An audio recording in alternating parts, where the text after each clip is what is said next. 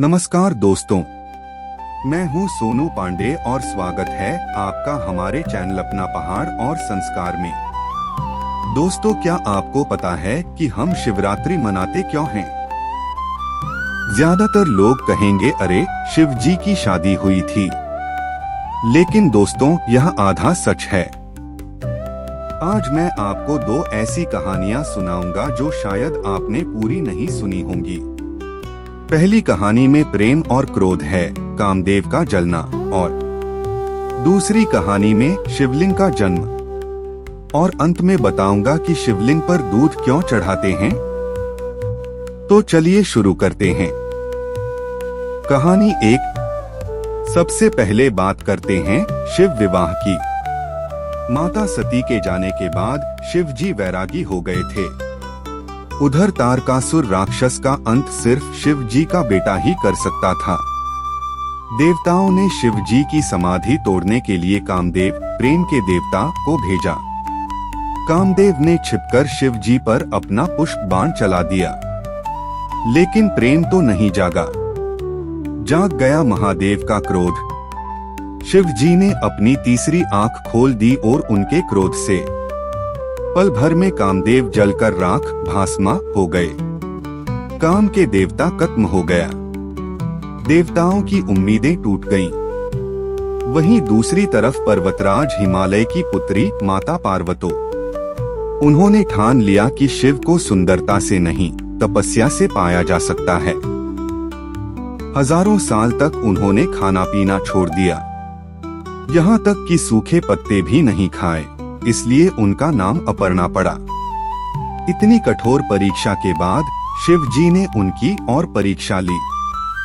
वो एक बूढ़े ब्राह्मण का रूप धर कर आए और शिव जी की ही बुराई करने लगे। वो तो शमशान में रहता है, उसके पास घर नहीं है, तुम उससे शादी क्यों कर रही हो? माता पार्वती ने गुस्से में कहा, आप चुप हो जाइए, वो महादेव हैं, मैं उन्हीं की हूँ। यह भक्ति देखकर शिव जी अपने असली रूप में प्रकट हो गए और महाकाल पिघल गए और विवाह के लिए मान गए।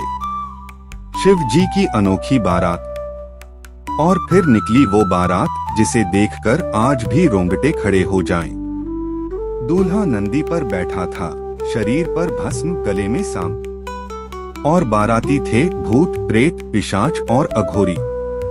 ससुराल वाले तो उन्हें देखकर डर गए थे, लेकिन जब शिव जी ने अपना सुंदर चंद्रशेखर रूप दिखाया तो पूरी सृष्टि देखती रह गई। इसी रात शिव, पुरुष और शक्ति, प्रकृति का महामिलन हुआ, इसलिए फाल्गुन चतुर्दशी को शिवरात्रि मनाते हैं। कहानी 2। शिवलिंग का जन्म। लिंग पुराण के अनुसार एक बार ब्रह्मा जी और विष्णु जी में युद्ध छिड़ गया। दोनों लड़ रहे थे कि हम दोनों में से बड़ा कौन है। ब्रह्मा जी बोले, सृष्टि मैंने बनाई।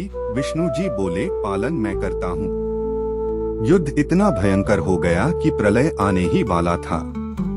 तभी अचानक उन दोनों के बीच एक विशाल अग्निस्तंभ प्रकट हुआ। यह आग का खंभा पाताल से लेकर आकाश तक फैला हुआ था। इसका न कोई शुरुआत थी न कोई अंत। उस अज्ञात शक्ति ने कहा, जो इसका छोर ढूंढ लेगा वही बड़ा माना जाएगा। ब्रह्मा जी हंस बनकर ऊपर उड़े, विष्णु जी वाराह बनकर नीचे गए। हजारों साल बीत गए पर उस अग्निस्तंभ का कोई अंत नहीं मिला। हार मानकर दोनों वापस आए। तब उसी अग्नि से भगवान सदाशिव गर्जना करते हुए प्रकट हुए। पुराण कहते हैं, जिस रात शिव जी पहली बार उस निराकार अग्निलिंग के रूप में प्रकट हुए थे, वो महाशिवरात्रि की ही रात थी। अगला भाग, शिवलिंग पर दूध और जल क्यों चढ़ाते हैं? अब आता है सबसे बड़ा सवाल, हम शिवलिंग पर दूध और जल क्यों चढ़ाते हैं? इसके 2 कारण हैं। पौराणिक, जब समुद्र मंथन में शिव जी ने विष पिया था, विष के कारण उनके शरीर में भयानक जलन हुई थी। उस जलन को शांत करने के लिए देवताओं ने उन पर ठंडा जल और दूध चढ़ाया था, जिस कारण जल और दूध चढ़ाने की प्रथा है। माता जाता है, भोले बाबा इससे प्रसन्न हो जाते हैं। वैज्ञानिक कारण, जैसा मैंने बताया, शिवलिंग अग्निस्तंभ का रूप है। विज्ञान कहता है कि जहाँ बहुत ज्यादा एनर्जी होती है उसे ठंडा रखना पड़ता है। दूध उस रेडिएशन को सोख लेता है, इसलिए हम शिवलिंग को शांत रखने के लिए धार चढ़ाते हैं। तो दोस्तों, महाशिवरात्रि सिर्फ एक त्योहार नहीं, यह शिव की शक्ति और पार्वती के प्रेम की जीत है। इस बार जब आप मंदिर जाएं, तो एक लोटा जल चढ़ाते वक्त इस कहानी को याद रखिएगा।